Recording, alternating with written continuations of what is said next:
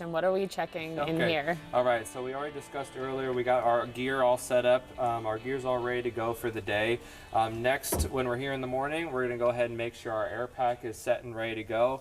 Make sure our regulator, our mask is all ready for use if we need it, okay? So first things first, we're gonna pull this out of here like this. These click in and click out right nice and easy so that when we're sitting in the thing, we can put the straps on when we're sitting in here and just kind of basically lean forward a little bit and the air pack will come out on its own. Gotcha.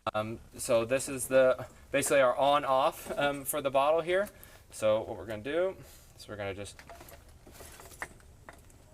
turn it on here. You're gonna hear those clicks of the mask. That's telling you that it's on. Okay. We're gonna open up our bottle all the way.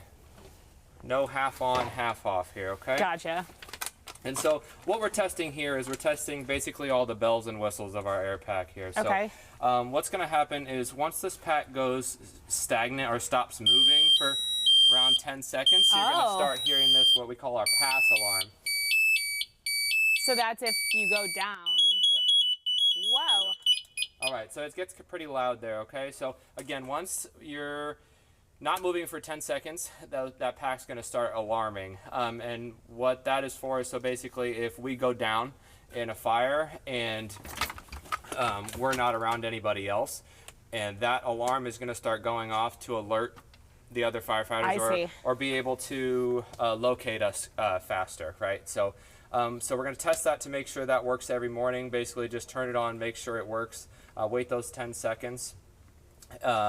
And as you could tell, that one functioned perfectly normal. And here it goes.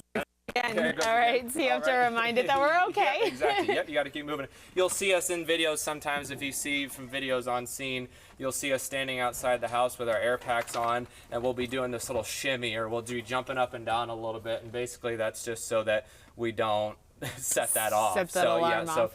So next, so there's basically our little red button here on our air pack too as well. Okay. And what that does is that's basically kind of like your own panic button, your own personal panic button, right? So that's going to set that alarm off immediately, right? So if you know something's going on, something's wrong, I need to be found, I'm going to push this red button here, and then that's going to set that alarm off. Oh yeah, okay.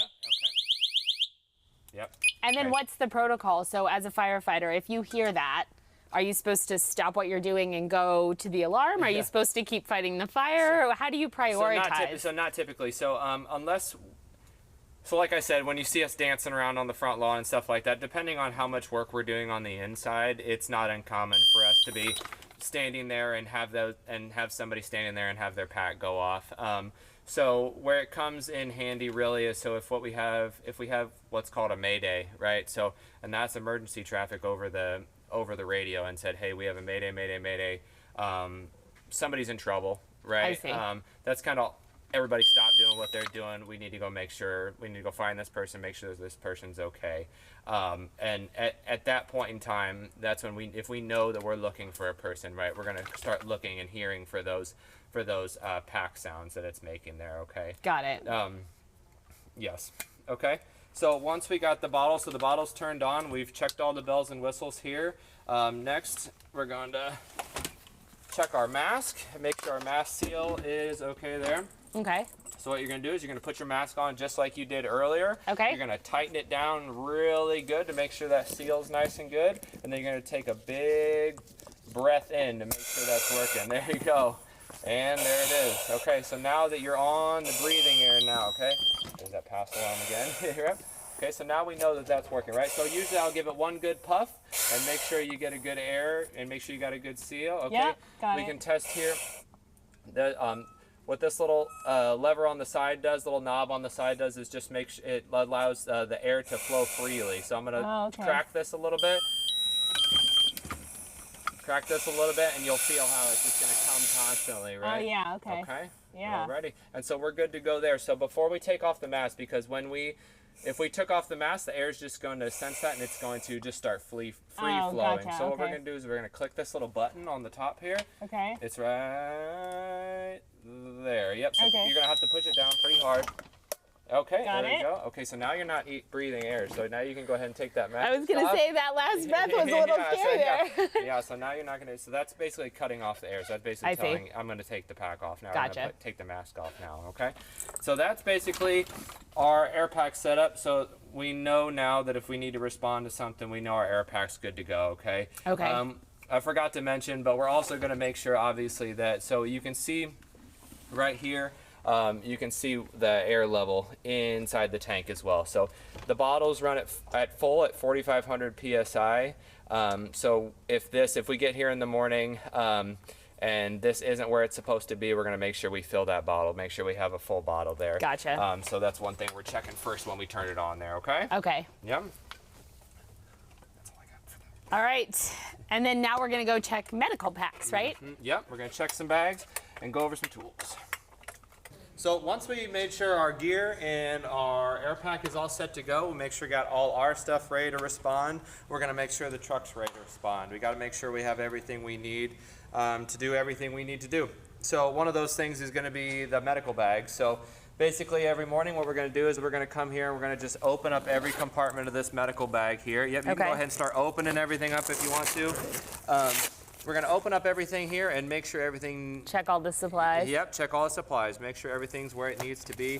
Also to refamiliarize yourself with where everything is, because a lot of times when you're in a stressful situation, especially in medical situations, it can be pretty stressful sometimes, and your adrenaline's going high, and you want to be able to have a good understanding of where these things are at so that you don't have to think about it much when the time comes. Sure. So, yep, we're going to open up all these bags. Just make sure everything's here and where it needs to be, okay? Okay. Alrighty. Then another thing we're going to check to make sure our tools are right where we need them to be. All right. So right here. So what we've got is what we call our irons. Right? Okay. So anytime we go on a fire alarm, say, as a firefighter, we're going to make sure we grab our irons, right? Which consists of either a halogen bar or with a halogen bar always. I'm going to let you hold that because it's a little heavier than it looks. Oh, it is heavier than it. Yeah. Not as heavy as the jaws of life were, but it's heavy. Absolutely. So our irons are going to consist of a halogen and then a striking tool of choice. So that could either be an axe like this. Okay. Or what we call a striking tool, so a sledgehammer, or that one specifically is called a pig. Okay. Yeah. So why is it called a pig? Just a multi-useful it says the pig. Yeah, there you go. It's just the brand, I believe. But gotcha. Yep. Just an array of tools, mostly used for forcible entry purposes. So make sure we can get in anywhere we need to get into, right? Right. Along with that, we're going to bring what's called our APW, or our pump can. Gotcha. And what this is basically just a can of water with some compressed air inside of it. Okay, so that's what we're going to use to either put out really small fires or help keep larger fires in check until we can get our larger hose lines in place. Gotcha. Well, Jessica said that since you're here for 24 hours at a time, you also have chores to do. So do you need any help with your chores? Absolutely. Let's go clean some toilets. All right. Being a firefighter isn't all just putting out fires. There are also chores involved. So when we come back, I'm going to help out around the station. Stick around.